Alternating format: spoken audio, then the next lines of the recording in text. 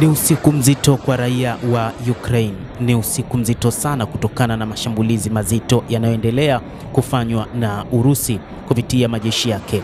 Urusi imeanzisha mashambulizi makubwa ya ndege zisizokuwa na rubani pamoja na makombora katika usiku wa Jumatatu, na wakati huu bado hali ni tete katika eneo zima la Ukraine.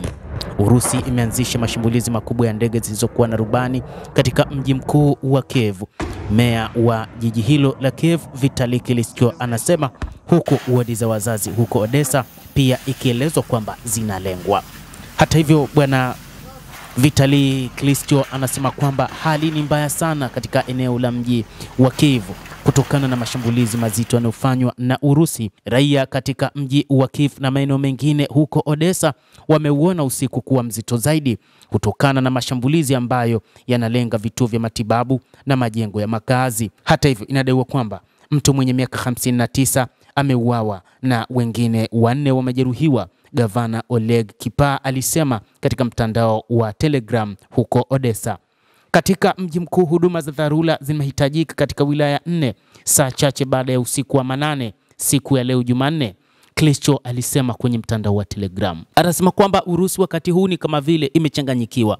Wanafanya mashambulizi kila mahali. Wanafanya mashambulizi kwa namna wanavyojua wao.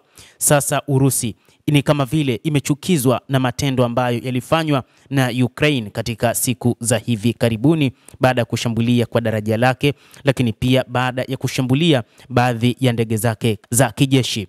Mashambulizi ya hivi punde yanatokea baada ya shambulio kubwa zaidi la ndege zisizokuwa na rubani za Urusi dhidi ya Ukraine siku ya Jumatatu, ambazo Moscow ilisema ni hatua za kulipiza kisasi kwa mashambulizi ya hivi majuzi ya Ukraine ndani ya Urusi. Baada ya operation ya Ukraine iliyopewa jina la Spiderweb kushambulia kambi za anga ndani ya Urusi mnamo Juni mosi, rais wa Marekani Donald Trump alimpigia simu bwana Vladimir Putin na kumwambia rais huyo kwamba usije ukajibu juu ya hili, lakini Putin alimwambia bwana Trump kwamba lazima atajibu vikali mashambulizi hayo kutokana na jeuri ya Volodymyr Zelensky. Sasa wachambuzi wa mambo wanasema kwamba jeuri ya Zelensky ndiyo inalifanya taifa hilo kuangamizwa na Urusi usiku kucha. Meya wa Kiev Vitali Klitschko amewaomba wakazi wa mji huo kusalia majumbani mwao kutokana na hali iliyopo wakati huu. Shambulio hili linafuatia kuanza kwa mabadilishano ya wafungwa siku ya Jumatatu ambayo yamejumuisha wafungwa wa kivita, wagonjwa na waliojeruhiwa vibaya walio chini ya umri wa miaka 25 na miili ya wanajeshi 12,000 kurejeshwa. Rais wa Ukraine Volodymyr Zelensky amesema mabadilishano hayo yatafanyika katika hatua kadhaa, akieleza kama mchakato mgumu wenye maelezo mengi nyeti. Rais wa Urusi Vladimir Putin alianzisha operation maalum ya kijeshi huko nchini Ukraine mnamo mwaka 2022, lakini pia kutokana na operesheni ambazo amezianzisha rais huyo akiamini kwamba angeweza kumaliza vita hivyo mapema, vita ambavyo baadaye vilikuja kuingiliwa na watu wa magharibi. Sasa Ukraine nayo ikaanzisha operation na kurusha makombora ndani kabisa mwa Urusi.